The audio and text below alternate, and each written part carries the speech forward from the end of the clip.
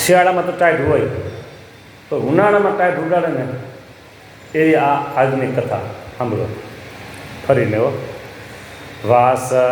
વાસન જે જન રાખશે તેને તેવો મળે અવતાર. એમ મહાપ્રભુ ચર્યા સતશાસ્ત્ર તણો સાર. જ્યારે તજશે આ ઝાંપડી દેહ સતસંગમાં જન્મશે તેહ.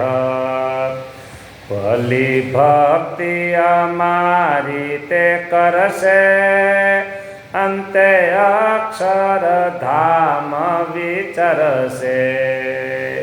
એ તો પ્રગટ ભગવાન મળ્યા તેનું કામ થયું. હા,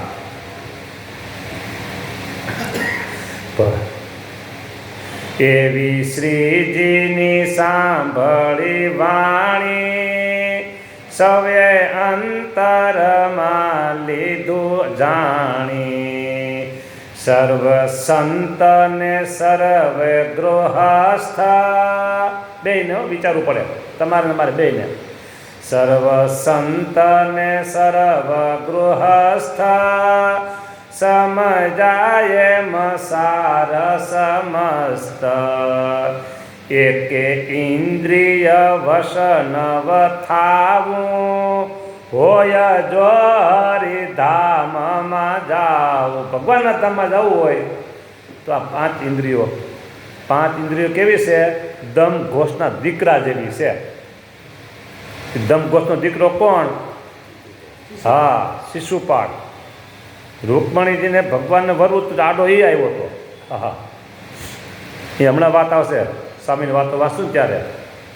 એકે ઇન્દ્રિય વશ ન થવું જો હરિધામમાં જવું હોય વસ્તુ સાંભળજો. હોય વસ્તુ રજો ગુણવાળી ભમાવું નહીં તે હને બાળી. ગાન તાન કે શબ્દ વિચિત્ર જેમાં હોય ન કૃષ્ણ ચરિત્ર. સુણવા નહીં ધારીને કાના ધરવું મનમાં હરિ ધ્યાન.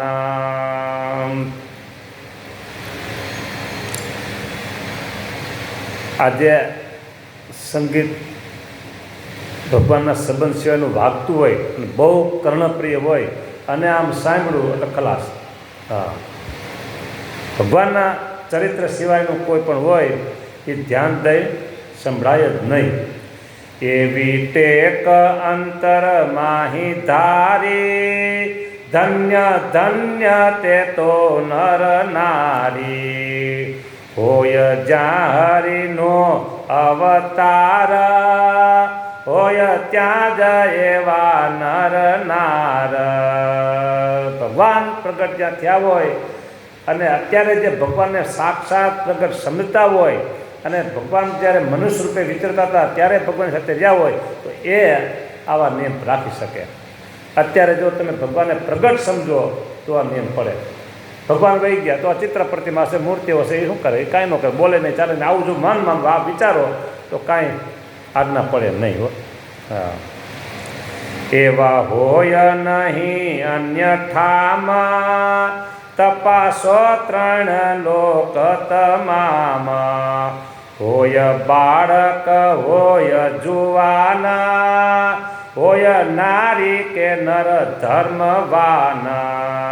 પાંચે ઇન્દ્રિયને જીતે આપે તે તો પ્રગટ પ્રભુના પ્રતાપે. લ્યો આવી વાત છે. આ સારંગપુરમાં એ રંગોત્સવ કરી મહારાજ સ્નાન કરી જતા હતા, રસ્તામાં જે ઝાંપડી મળી અને ત્યાં આ પ્રસંગ બન્યો. આખો એને સમાધિ થઈ ગઈ અને પછી પૂછ્યું કે આમ કેમ થયું? પહેલાંથી ભક્તાણી હતી અને બીજે જોવાથી એમાં ચિત્ત ચોંટી ગયું અને અહીંયા જન્મ ધરવો પડ્યો. એટલે આવી વાત છે મોટી. હા, બહુ વિચારવું પડે, બહુ ચેતવું પડે, નહીંતર બીજો આપણો જન્મ ખરાબ કરી દે. જો ગાફલ થયા તો